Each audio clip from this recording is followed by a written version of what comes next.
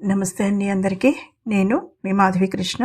Welcome to my channel Madhavi Krishna's Navarasa Kathamalika Telugu audio stories. అత్తాకోడళ్ళు సవాల్ 3వ భాగం.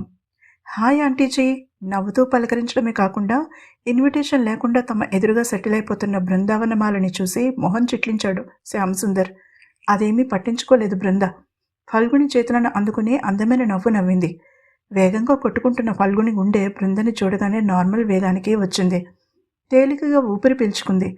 కళ్లతోనే ధైర్యం చెప్పింది బృంద ఆమెకి. అదంతా శ్యామ్కి తెలియలేదు, కానీ నిసర్గ్ గమనించాడు.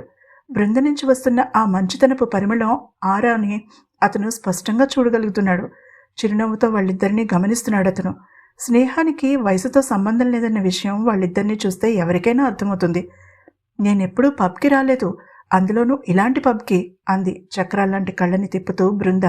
కాకరకాయని చక్రాల్లా తరిగితే ఎలా ఉంటుందో అలా ఉన్నాయి ఆమె కళ్ళు అనిపించింది శ్యామ్కి. కళ్ళ అవి కావు, కాకరకాయ చక్రాలు అని ఒక కవిత చెప్తే ఎలా ఉంటుందా అనిపించింది కూడా. ఉబికి రాబోతున్న నవ్వుని చిన్నగా తగ్గి కవర్ చేసుకున్నాడు నిసర్గ్ శ్యామ్ మొహంలోని ఎక్స్ప్రెషన్స్ చూసి. ఇలాంటి పబ్ అంటే బాగలేదా అడిగాడు నిసర్గ్. అతని కంఠస్వరం ఎంత బాగుందంటే వేడి తగిలి వెన్న ఇట్టే కరిగిపోయినట్టుగా కరిగిపోతారు ఆడపిల్లలు. ఇంచుమించుగా బృంద పరిస్థితి కూడా అలానే ఉంది. యువర్ ఎన్ ఐ క్యాండీ అనేసింది మనసులో మాట బయటికి బృంద. అయితే కొరుక్కు తిను మనసులోనే కసిగా అనుకున్నాడు శ్యామ్. గట్టిగా నవ్వాడు నిసర్గ్ థ్యాంక్ యూ అంటూ. ఒక్కసారిగా అతనిలో పుట్టుకొచ్చిన జెలసీని తలుచుకుని షాక్ తిన్నాడు శ్యామ్. అసలు బృందలాంటి అమ్మాయిలని అతను తలెత్తి చూడడు కూడా. అంటే ఆమె స్టేటస్ గురించో లేక డ్రెస్ సెన్స్ గురించో కాదు, ఆమె మాట్లాడే విధానం గురించి. ఆడపిల్లలు అంత ఫోర్స్గా మాట్లాడితే సమస్యల్లో ఇరుక్కుంటారని అతని ప్రగాఢ విశ్వాసం. అందులోనూ బృంద తన మొహం మీద నేను ట్రబుల్ని అని ఒక స్టాంప్ వేసుకుని తిరుగుతుంది అన్నది ఆమె మీద శ్యామ్కి ఉన్న ఇంప్రెషన్. అయ్యయ్యో నా ఉద్దేశం అది కాదండి అంటోంది బృంద నిసర్గ్తో. సర్గా అన్నాడతను. చూసిన 2 నిమిషాలకే అంత చనువిచ్చేస్తాడా? అతని వైపు ఓరగా చూస్తూ కక్షగా అనుకున్నాడు శ్యామ్. మరి రెట్టించాడు నవ్వుతూ. ఇది చాలా హై లెవెల్ పబ్. నాలాంటి వాళ్ళు అసలు కన్నెత్తి కూడా చూడలేరు. నేను ఆంటీజీ కోసం వచ్చాను, కానీ లేకపోతే అసలు రాను చెప్పింది గలగలా నవ్వుతూ బృంద. ఈసారి నుంచి నువ్వు ఎప్పుడు కావాలంటే అప్పుడు రావచ్చు. అమ్మకి బెస్ట్ ఫ్రెండ్వి కాబట్టి నాకు కూడా ఫ్రెండ్వే. నీ పేరు ఇక్కడ చెప్తాను, అందరికీ మిమ్మల్ని పరిచయం చేస్తాను. ఎప్పుడు కావాలంటే అప్పుడు ఎంజాయ్ చేయొచ్చు చెప్పాడు నిసర్గ్ నవ్వుతూ. అమ్మ అయోమయంగా చుట్టూ చూసింది. ఇక్కడ ఫల్గుని భుజం చుట్టూ చెయ్యి వేసి నవ్వుతూ అన్నాడు నిసర్గ్. ఆమె కళ్ళు పెద్దవి చేసి ఆశ్చర్యపోతూ చూసింది.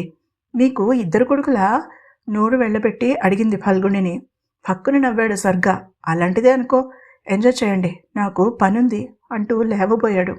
మీకు డ్యాన్స్ వచ్చా అడిగింది బృంద. లేచి నిలబడిపోయిన నిసర్గ్ తిరిగి కూర్చున్నాడు. వచ్చు అన్నాడు నవ్వుతూ. అయితే నాతో ఒక డ్యాన్స్ బ్రతిమాలుతున్నట్టుగా అడిగింది బృంద. నా కాబోయే భార్య చూసిందంటే ఇద్దరినీ ఉతికేస్తుంది అన్నాడు నిసర్గ్ నవ్వుతూ. మిమ్మల్ని పెళ్లి చేసుకోమన్నానా లేక లవ్ చేయమన్నానా? ఒక డాన్సేగా అడిగాను. నేనెప్పుడూ డాన్స్ చేయలేదా ఫ్లోర్ మీద, అందుకే అడిగాను అంది నిరాశని దాచుకుంటూ బృంద. ఆమె శ్యామ్ని అడగలేదు, ఎందుకంటే అతని కళ్ళలో తన పట్ల కోరిక, ఆకర్షణ, కోపం ఆమెని భయపెడుతున్నాయి. అన్ని విరుద్ధ భావాలు ఒక వ్యక్తికి మరొక వ్యక్తి మీద కలుగుతాయని ఆమెకి తెలియదు అసలు. చూపులతోనే తనని అంత డిస్టర్బ్ చేస్తున్నాడు, ఇక డాన్స్ పేరు చెప్పి దగ్గరికి వస్తే కలలోకి వచ్చేస్తాడేమో అన్న భయంతో నిసర్గ్ని అడిగింది. నిసర్గ్ ఎంత అందంగా ఉన్నా అతన్ని చూస్తే స్నేహభావం కలుగుతోంది తప్ప ఆకర్షణ లేదు. అతను సేఫ్, అందుకే అతన్ని అడిగింది బృంద. నిసర్గ్ లేచి నిలబడి తన చేతిని ఆమెకు అందించాడు. ఆమె నవ్వుతూ అందుకుని డాన్స్ ఫ్లోర్ వైపు నడిచింది. దురదృష్టం, నిసర్గ్కి పెళ్లి కుదిరిపోయింది. లేకపోతే మన బృంద చాలా బాగుంటుంది కదా. నవ్వుతూ డాన్స్ చేస్తున్న ఇద్దరిని గమనించి కామెంట్ చేసింది ఫల్గుని. శ్యామ్కి బృంద అలా అనడం అస్సలు నచ్చలేదు. మొహం ముడుచుకుని కూర్చున్నాడు. ఫల్గుని అలా కామెంట్ చేసేసరికి కోపంతో బుసలు కొట్టాడు శ్యామ్. కొడుకు మూడ్ని పట్టించుకోలేదు ఫల్గుని. బృంద వచ్చింది కదా అన్న ధైర్యంతో రిలాక్స్ అయిపోయింది. అప్పుడు మనసులో మొదలైంది బలమైన కోరిక. ఏదో ఒకటి తీయమని, హ్యాండ్ బ్యాగ్లో పెట్టమని తెగ నస పెట్టడం మొదలుపెట్టింది. అవకాశం కోసం చూడడం మొదలుపెట్టింది ఫల్గుని. ఇంతలో శ్యామ్ మొబైల్ మోగడంతో ఆమెకి అవకాశం దొరికింది. అతను లేచి బయటికి వెళ్ళి 5 నిమిషాల తర్వాత వచ్చాడు. తల్లి కూల్ డ్రింక్ సిప్ చేస్తూ కనిపించింది. బోర్ కొడుతోందా? సారీ, క్లయింట్ కాల్ అన్నాడు నవ్వుతూ శ్యామ్ తల్లితో. చిన్నగా నవ్వి పర్వాలేదన్నట్టుగా తల ఊపింది ఫల్గుని. శ్యామ్ చూపులు తిరిగి డాన్స్ ఫ్లోర్ మీదకి మళ్ళాయి. నిసర్గ్ బృంద చెవిలో ఏదో చెప్తున్నాడు. ఆమె నవ్వుతోంది. షేమ్లెస్ అన్నాడు కోపంగా శ్యామ్. ఏంటి శ్యాము? మ్యూజిక్లో అతని మాటలు వినపడలేదు ఫల్గునికి. ఏమీ లేదన్నట్టుగా తల అడ్డంగా తిప్పాడు శ్యామ్. ఇంతలో శ్యామ్ని రక్షించడానికి ఆకాశం నుంచి దిగివచ్చిన దేవతలాగా ఒక అందమైన అమ్మాయి వారి వైపు నడిచి నిసర్గ భుజం మీద చిన్నగా తట్టింది. ఇప్పుడు వాళ్ళిద్దరి పరువు తీసేసేలాగా దెబ్బలాడుతుందేమోనని చాలా ఆశపడ్డాడు పాపం శ్యామ్. కానీ అలాంటిదేమీ జరగలేదు. పరిచయాలయ్యాక బృంద ఏదో అనడంతో ఆమె అందంగా సిగ్గుపడుతూనే గట్టిగా నవ్వింది. నిసర్గ్ ఆమె నడుం మీద చేతిని వేసి తన దగ్గరికి లాక్కుని హుషారుగా ఏదో చెప్తున్నాడు. బృంద ఆ అమ్మాయి గట్టిగా నవ్వుతున్నారు. ఆమెని గట్టిగా కౌగిలించుకుని నిసర్గ్ని ఫ్రెండ్లీగా హత్తుకుని డాన్స్ ఫ్లోర్ దిగేసింది బృంద. ఈరోజు ఆమె పాడేరు హల్వాలా డార్క్ బ్రౌన్ గౌన్లో ఉంది. ఆమెను చూడగానే తనకి నోరూరించే స్వీట్లు ఎందుకు గుర్తొస్తాయో అస్సలు అర్థం కాలేదు శ్యామ్కి. తను మెలితిరిగిన మీసాలని మరింత మెలితిప్పుతూ కూర్చున్నాడు. నవ్వుతూ వాళ్ళని చేరుకున్న బృంద ఫల్గుని పక్కన కూలబడి ఆమె చేతిలోని కూల్ డ్రింక్ గ్లాస్ అందుకుని ఒక గుటక వేసింది. ఆంటీజీ, మీరు తప్పక వెళ్ళి ఒక డాన్స్ చేసి రావాలి, భలే ఉంది నవ్వుతూ ఫల్గుణిని ఎంకరేజ్ చేసింది. నేనెవరితో చెయ్యాలి బృందా అడిగింది మొహమాటంగా ఫల్గుణి. మీ ములక్కాడ మొహం ఉన్నాడుగా, తీసుకెళ్ళమనండి అంది కంఠం తగ్గించి. అయినా ఆ మాటలు శ్యామ్ చెవిన పడనే పడ్డాయి. కోపంతో పళ్ళు కొరుక్కున్నాడు శ్యామ్ సుందర్. తనేమో ఆమెని అందమైన టేస్టీ స్వీట్లతో పోల్చుకుంటుంటే ఆమె మాత్రం తనని ములక్కాడ దుంప అనడం అతనికి నచ్చలేదు. తను ఆమెని కాకరకాయతో పోల్చడం మర్చిపోయాడు. పదమ్మా అంటూ తల్లి చేతిని తన చేతికి అందించాడు. ఆమె కొంచెం భయం, కొంచెం మొహమాటం ఫీల్ అవుతూ కొడుకుతో డాన్స్ ఫ్లోర్ మీదకి నడిచింది. చుట్టూ అందరూ వయసులో ఉన్న అమ్మాయిలు, అబ్బాయిలు. తను మాత్రం పెద్దది. బెరుగ్గా కొడుకు చేతులను పట్టుకుంది. నిసర్గ్ అతని కాబోయే భార్య చప్పట్లు కొడుతూ ప్రోత్సహిస్తుంటే కొద్దిసేపటికి భయం మర్చిపోయి ఆనందంగా నవ్వుతూ డాన్స్ చేస్తోంది ఫల్గుని. తల్లి సంతోషం చూసి మనసారా నవ్వుతున్నాడు శ్యామ్. అతన్నే మైమర్చిపోయి చూస్తూ కూర్చుంది బృంద. నవ్వితే ఎంత అందంగా ఉన్నాడో ఈ మీసాల పిల్లాడు, కానీ నవ్వడెందుకో ఎప్పుడు చిలగడదుంపలా పెట్టుకుని కూర్చుంటాడు మొహం అనుకుంటూ తల పక్కకి తిప్పింది. ఫల్గుని బ్యాగ్ మీద పడింది ఆమె దృష్టి. అది సగం ఓపెన్ చేసింది. సోఫా అంచుకి వచ్చేయడంతో నవ్వుకుంటూ దాన్ని సరిగ్గా నిలబెట్టబోతూ ఉలిక్కి పడింది. అందులో ఉన్నాయి పప్ తాలూకా స్పూన్స్, ఫోక్స్, నాప్కిన్. ఒక్క క్షణం ఆమెకి బుర్ర పని చేయలేదు. చుట్టూ చూసింది. అందరూ ఎవరి పనిలో వాళ్ళున్నారు. ఆమె ఆ హ్యాండ్ బ్యాగ్ తన చేతుల్లోకి తీసుకుని టేబుల్ కిందకి దూరింది. సరిగ్గా అదే సమయంలో శ్యామ్ దృష్టి ఆమె మీద పడింది. కళ్ళు చిట్లించి చూశాడతను. తల్లి హ్యాండ్ బ్యాగ్ తన చేతుల్లోకి తీసుకోవడం గమనించగానే కోపం అవధులు దాటింది అతనికి. You bloody big. ఎదురుగా తల్లి ఉందని గుర్తు రావడంతో తన నాలికని అదుపు చేసుకున్నాడు శ్యామ్. ఇలాంటి వాళ్ల గురించి తనకి బాగానే తెలుసు. డబ్బున్న వాళ్ళని పట్టడం, వాళ్ల ఖర్చులతో పబ్బం గడుపుకోవడం, దొరికినంత దోచుకోవడం. Bloody cheaters. తన తండ్రి పోలీస్ ఆఫీసర్ అయి ఉండి కూడా ఆ పిల్లబుట్టలో ఎలా పడ్డాడు అసలు? ఒక్క క్షణమమ్మా అంటూ తల్లిని వదిలి డాన్స్ ఫ్లోర్ దిగి మెల్లగా తమ టేబుల్ వైపు అడుగులు వేశాడు. నవ్వుతూ అటు తిరిగి చూశారు నిసర్గ్, అతని కాబోయే భార్య ఫల్గుని. అప్పుడే బృంద హ్యాండ్ బ్యాగ్ని సోఫాలో పెట్టి టేబుల్ నుంచి కింద నుంచి లేవబోతోంది. ఏం చేస్తున్నావు అక్కడ? సింహగర్జనలా వినిపించింది శ్యామ్ కంఠం. బృంద పై ప్రాణాలు పైనే పోయాయి. చటుక్కున కింద నుంచి లేవబోయి తలకి టేబుల్ని బలంగా తగిలించుకుంది. దిమ్మ తిరిగిపోయింది నొప్పికి. మెల్లగా లేచి నిలబడింది, తలని చేత్తో రాసుకుంటూ. అప్పుడే నిసర్గ్ అతని ఫియాన్సే ఫల్గుని అక్కడికి చేరుకున్నారు. ఏం చేస్తున్నావు? మరొకసారి శ్యామ్ ఆమెని అడిగాడు తీక్షణంగా. ఎక్కడా? తన ధోరణిలో ఎదురు ప్రశ్న వేసింది బృంద. నేను అడుగుతున్నది నీకు తెలుసు కూడా అర్థం కానట్టు నటిస్తున్నావు కోపంగా అన్నాడు అతను. ఏమైంది శ్యాము? అతని భుజం మీద చేతిని వేసి లాలనగా అడిగింది ఫల్గుని. ఈ అమ్మాయి టేబుల్ కిందకి దూరి ఏం చేస్తుందో అడుగుతున్నాను తల్లివైపు తిరగకుండానే అన్నాడు తీవ్రంగా శ్యామ్. Shyam, cool down. అందరూ మనవైపే చూస్తున్నారు. అనవసరపు అటెన్షన్ అవసరమా? కొడుక్కి సర్ది చెప్పే ప్రయత్నం చేసింది. అతను వినలేదు. ఈ విషయం ఆఫీస్ రూమ్లో మాట్లాడుకుందాం.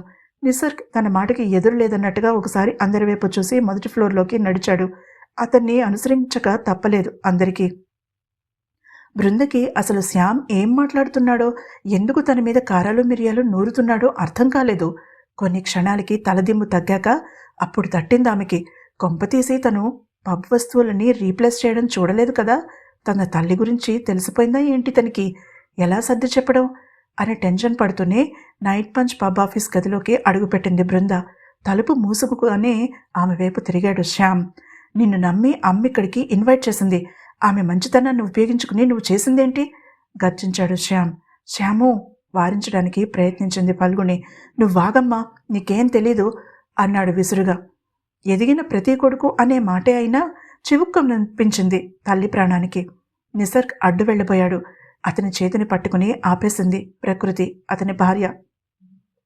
ఇప్పుడు ఎవరు ఏం చెప్పినా వినే పరిస్థితుల్లో లేడు శ్యామ్ సుందర్. మాటా పెరిగి రప్చర్ అవ్వడం తప్ప వేరే ఉపయోగం ఏమీ ఉండదని ఆమె ఆలోచన. శృతి మించి పాకాన పడినప్పుడు ఎలానూ కల్పించుకోక తప్పదు. నిసర్గ్ ఏదైనా మాట అన్నాడంటే తల్లి మనసు బాధపడుతుంది అనుకున్న ప్రకృతి నిసర్గ్ని ఆపేసింది. మీరేమంటున్నారు? అర్థం కానట్టుగా కళ్ళు చిట్లించి చూస్తూ అడిగింది బృంద. మా అమ్మ హ్యాండ్ బ్యాగ్లో నుంచి నువ్వు దొంగతనం చేయడం నేను చూశాను, ఆమె కళ్ళలోకి తీవ్రంగా చూస్తూ అన్నాడు శ్యామ్. హఠాత్తుగా అక్కడ భయంకరమైన నిశ్శబ్దం ఏర్పడింది. బయట మ్యూజిక్ అసలు ఎవరి చెవులకి చేరలేదు. ఆ గదిలో సూది పడితే వినిపించేంత నిశ్శబ్దం. ముందుగా తేరుకుంది ఫల్గుణి. ఆమెకి విషయం వెంటనే అర్థమైపోయింది. శ్యాము, ఏం బాగుతున్నావో తెలుస్తోందా? వణుకుతున్న కంఠంతో అడిగింది. చాలా కాలం తర్వాత కొడుకుతో అలా మాట్లాడింది ఫల్గుణి. తెలుసమ్మా, నా కళ్ళతో నేను చూశాను ఆమె నీ బ్యాగ్ తీయడం, చెప్పాడు సీరియస్గా. బ్యాగ్ తీయడానికి అందులో నుంచి వస్తువు తీయడానికి చాలా తేడా ఉంది శ్యామ్. ఇక నిశ్శబ్దంగా ఉండలేని నిసర్గ్ ముందుకు వచ్చి అన్నాడు. నాకు తెలుసు ఇలాంటి వాళ్ళ గురించి. వాళ్ళకి కావలసినది డబ్బు. అందుకోసమే ఈ స్నేహం అనే నాటకాలు. విచక్షణ మర్చిపోయి కఠినంగా అన్నాడు శ్యామ్. అతని కళ్ల ముందు నిర్జీవంగా పడి ఉన్న తన ప్రాణ స్నేహితుడి శరీరం మెదిలింది. ఆ ఇమేజ్ని చెదరగొట్టడానికి ప్రయత్నిస్తూ చిన్నగా తల విదిలించాడు. అతనిలో ఒక్కసారిగా గతం రేపిన గాయం అగ్నిపర్వతమై బద్దలై కోపం లావాలా బయటకు వచ్చింది. ఎంత తీశావు? అడిగాడు శ్యామ్ బృంద మీదకు వెళ్తూ. శ్యామ్, అది ఆమె తప్పు కాదు, నేను. అప్పుడు రియాక్ట్ అయింది బృంద, ఫల్గుణ్ణి మాట్లాడకుండా ఉండడానికి. ఇలాగే వాదిస్తావా కోర్టులో? ఫల్గుణిని మాట్లాడొద్దన్నట్టుగా కళ్లతోనే వారిస్తూ శ్యామ్ని అడిగింది బృంద. How dare you?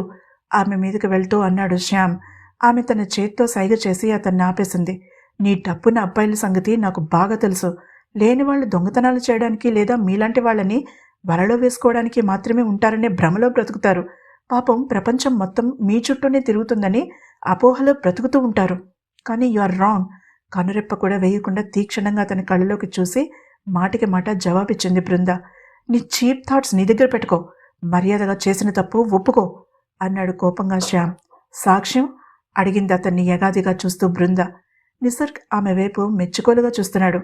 తనని తాను కాపాడుకోగల శివంగి బృందావనమాలి అని అతనికి అర్థమైపోయింది. శ్యామ్ చాలా దూరం ప్రయాణం చేయాలి ఆమెని అందుకోవడం కోసం. లోపల నవ్వుకుంటూ అనుకున్నాడు. నా కళ్ళు, పొగరగా జవాబిచ్చాడు శ్యామ్. ఓహో, అంటే తమను చూసినదంతా నిజమే కాబోలు అంది వెటకారంగా బృంద. Shyam, stop this. ఆ అమ్మాయి తప్పేం లేదు, నాకు తెలుసు. నేను. ఫల్గుణి మరొకసారి మాట్లాడే ప్రయత్నం చేసింది.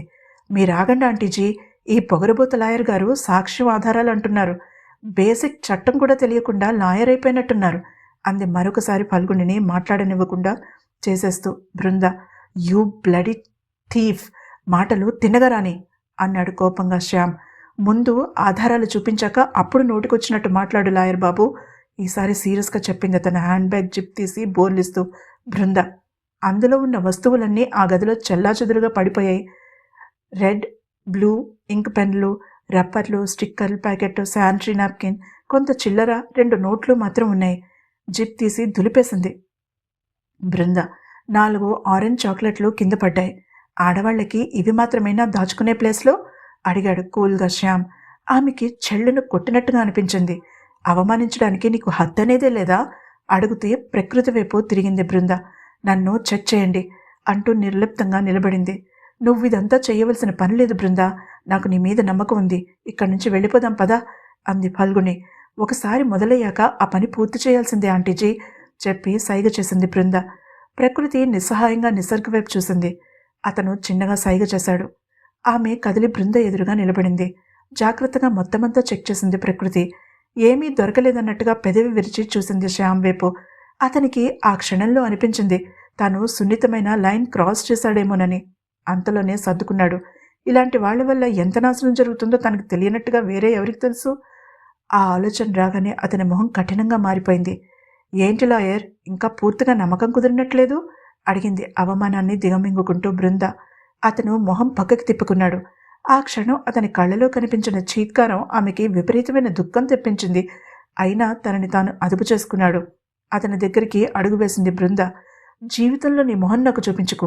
ఎందుకంటే నువ్వు చేసిన ఈ అవమానం నేను ఎప్పటికీ మర్చిపోలేను. నాకు ఛాన్స్ రాకపోదు చెప్పింది ఎర్రబడిన కళ్ళతో బృంద.